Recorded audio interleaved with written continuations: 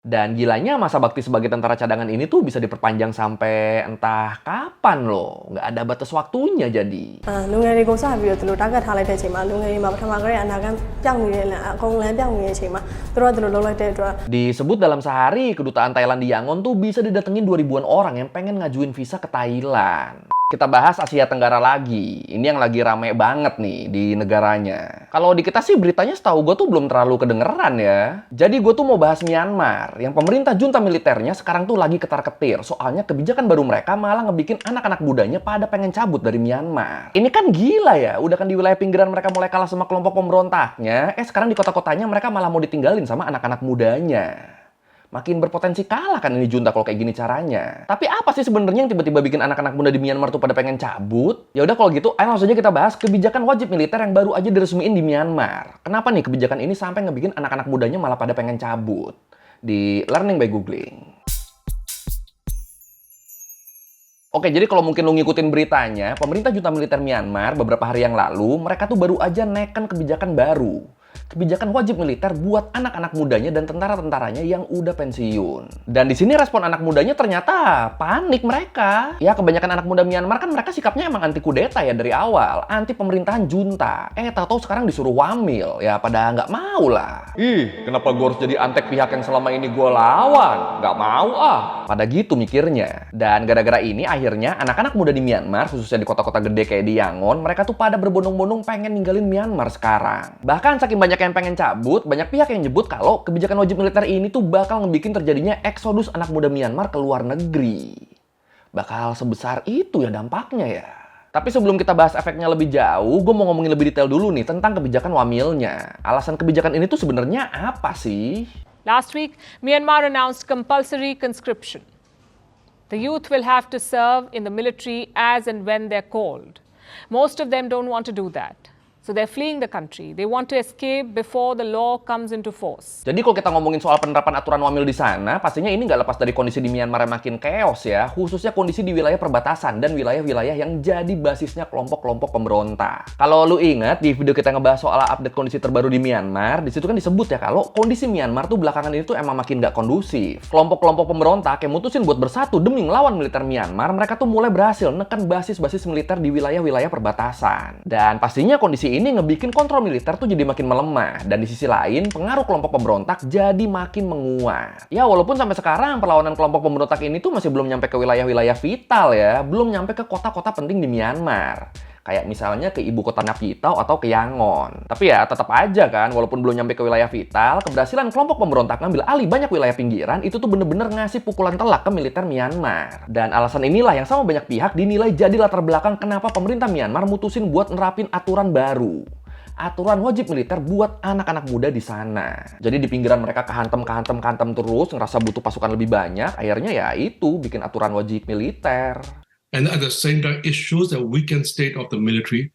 They are collapsing, they are demoralizing, and they are surrendering. Kalau menurut BBC, pengumuman resmi soal penerapan aturan wajib militer buat warga Myanmar tuh dikeluarin di tanggal 16 Februari 2024. Jadi ya bener-bener masih fresh nih. Ya sebenarnya aturan wajib militer di Myanmar tuh udah mulai diperkenalkannya dari tahun 2010 sih. Tapi ya waktu itu cuma wacana sama praktek tipis-tipis gitu doang. Baru bener-bener diterapinnya tuh ya sekarang di tahun 2024 ini. Nah, dengan diberlakukannya aturan wajib militer ini nantinya warga laki-laki Myanmar yang berumur 18-35 tahun sama perempuannya yang berumur 18-27 tahun, mereka tuh bakal diwajibin ngelakuin pelayanan militer selama seenggaknya 2 tahun. Tapi habis itu pemerintah junta sempat ngeluarin statement yang bilang kalau buat saat ini mereka nggak akan nerapin aturan ini ke warga perempuannya. Jadi buat sementara aturan wajib militer ini cuma buat warga negara laki-lakinya doang nih. Dan kalau menurut Majen Zhao Mintun, juru bicara pemerintah junta, dia bilang kalau aturan ini berlaku, seenggaknya seperempat warga negara Myanmar atau sekitar 12-13 juta orang itu tuh udah menuhin syarat buat ikutan wajib militer. Dan ini berpotensi jadi kekuatan tambahan buat militernya Myanmar. Jadi ya bener-bener mantep kan buat militer Myanmarnya kan kalau ini beneran sampai kejadian. Terus masih menurut juru bicara pemerintah junta, dia bilang aturan wajib militer ini bakal segera diberlakukan setelah perayaan Festival Tingyan. Festival Tahun Baru Myanmar yang bakal diadain di pertengahan bulan April nanti. Dan buat gelombang pertama wajib militer Myanmar di April nanti diperkirakan bakal ada seenggaknya 5.000 orang yang direkrut. Ini benar-benar bentar lagi ya berarti ya. 19-20 လောက်ကတော့သူတို့ဒီလက်နက်ကိုင်တွေကိုသွားဖို့အတွက်ကျွန်တော်အားတန်ကြတယ်အားတန်ကြရတော့ကိုချောက်ကိုရက်တီနေလူငယ်တွေကအားတန်ကြရပေါ့အဲ့ဒါမိဘရဲ့ကိုအမိပြုတ်ပြီးနေရတဲ့လူငယ်တွေကတော့အဲ့လိုနေသက်တွေတွားကြမယ်အခြားနိုင်ငံတွေတွားမယ်အဲ့လိုမျိုးတော့ဟိုအားတန်နေကြပါတယ်ဟုတ်ကျွန်တော်လည်းအဲ့လိုမျိုးဖြစ်နိုင်ရတော့အဲ့လိုမျိုးတနေ့နေ့ရောအဲ့လိုမျိုးထွက်သွားခြင်းဒီမျိုးမှာတော့မနေခြင်းတော့ Nah, kalau lu ngikutin video-video gue soal Myanmar dari awal banget militer melakukan kudeta, di situ kan kita bisa lihat ya kalau kebanyakan yang nolak dan ngedemo pemerintah junta tuh adalah anak-anak mudanya. Bahkan banyak juga dari mereka, dari anak-anak muda ini yang bilang kalau mereka tuh mau dan siap kalau harus gabung sama kelompok oposisi atau pemberontak buat ngegulingin pemerintah junta di Myanmar. Jadi ya intinya mereka, mayoritas anak-anak muda di Myanmar ini tuh mereka tuh anti junta banget lah. Dan dengan sikap mereka yang kayak gitu, tau-tau ngedenger mau ada wamil, ya jelas pada resah lah ya. Ya gimana nggak resah coba? Mereka ini kan bisa dibilang aktor utama yang lawan pemerintah junta. Sekarang malah dipaksa buat berdiri di sisi pemerintah junta dan berperang buat pemerintah junta. Ini kan berlawanan sama hati nurani banget ini. Dan gilanya kalau menurut The Guardian, beberapa warga tuh bahkan sampai ngelaporin kasus-kasus penculikan yang diduga kuat berkaitan sama militer. Mereka yang ngelapor ini ngeduga orang-orang yang diculik ini tuh pada dipaksa buat jadi anggota militer. Dan di luar bener atau enggaknya kecurigaan ini, yang pasti akhirnya sekarang anak muda di sana tuh jadi pada berasa kayak diteror mereka. Makanya sekarang di Myanmar bener-bener jarang tuh ada orang, khususnya anak muda, yang keluar rumah malam-malam. Mereka sekarang tuh mikirnya daripada keluar terus hilang, ya mending stay aja udah di rumah.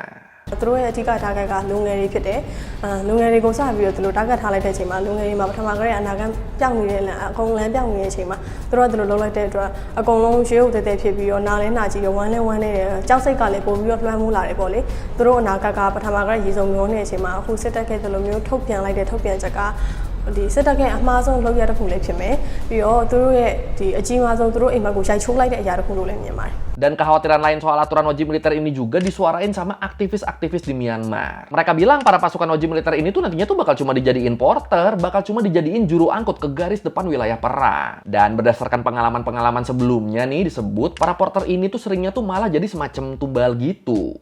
Malah jadi tameng hidup buat ngelindungin militer dari jebakan ranjau atau tembakan pasukan lawan. Jadi misalnya porternya tuh disuruh ke sana, tolong anterin ke sana ya barangnya ya. Nah itu padahal dia tuh sebenarnya lagi dijadiin tumbal itu. Tumbal buat ngecek ada ranjau atau enggak, atau tumbal buat ngecek ada yang standby nembak apa enggak. Ini kan kampret banget ya kalau beneran ya. Jahat banget jir militer Myanmar jir kok beneran jir. Nah dengan potensi mereka bakal ditumbalin gitu, ya wajar dong kalau anak mudanya pada milih kabur. Padahal sebelum ada wamil pun ada cukup banyak tuh anak muda Myanmar yang pada cabut ke luar negeri. Yang sebelum wamil pada cabutnya kenapa?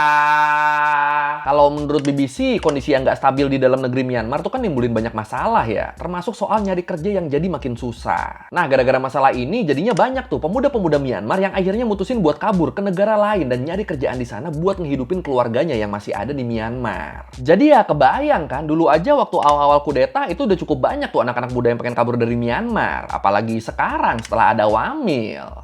Ya akhirnya keputusan buat kabur tuh jadi makin populer. Kalau menurut First Post, naiknya keinginan masyarakat buat lari dari Myanmar tuh bisa dilihat dari banyaknya orang yang ngantri ngajuin visa di depan kedutaan-kedutaan negara tetangga Myanmar. Khususnya di sini tuh di kedutaan Thailand. Disebut dalam sehari kedutaan Thailand di Yangon tuh bisa didatengin 2000-an orang yang pengen ngajuin visa ke Thailand. Dan alasannya ya apalagi kalau bukan buat ngindarin wajib militer. Apalagi pengumuman kebijakan wajib militernya tadi kan ngedadak banget ya. Ya tadi itu kebijakannya baru diinfoinnya tanggal 10 Februari kemarin, udah bakal diterapinnya tuh di pertengahan April. Jadi ya siapa yang nggak shock coba. Makanya nggak heran kalau jadinya orang-orang di sana, khususnya anak-anak mudanya, mereka tuh pada panik. Makanya mereka pada buru-buru ngajuin visa ke luar negeri biar bisa segera bebas dari wajib militer. Dan sedihnya kepanikan masyarakat Myanmar yang pengen segera keluar negeri ini tuh sampai makan korban loh. Makan korban gimana?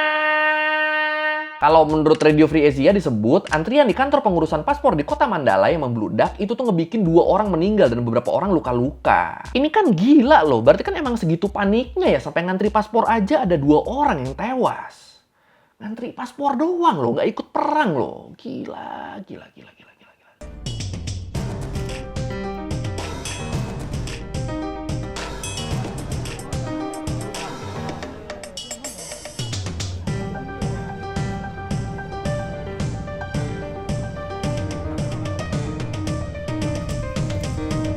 Nah terus, buat anak-anak muda Myanmar yang nggak mampu keluar negeri, mereka tuh pada nyari-nyari cara lain buat ngehindarin wajib militer. Beberapa di antaranya dengan cara jadi pemuka agama, khususnya di sini tuh biksu. Sama cara lainnya tuh dengan cara nikah muda, dengan cara nikah dini. Kenapa caranya gitu?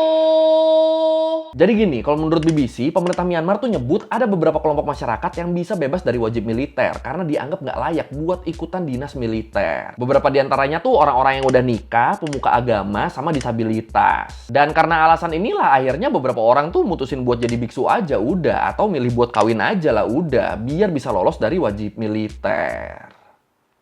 Ini kalau gini berarti wajib militer tuh lebih serem daripada wajib menafkahi ya.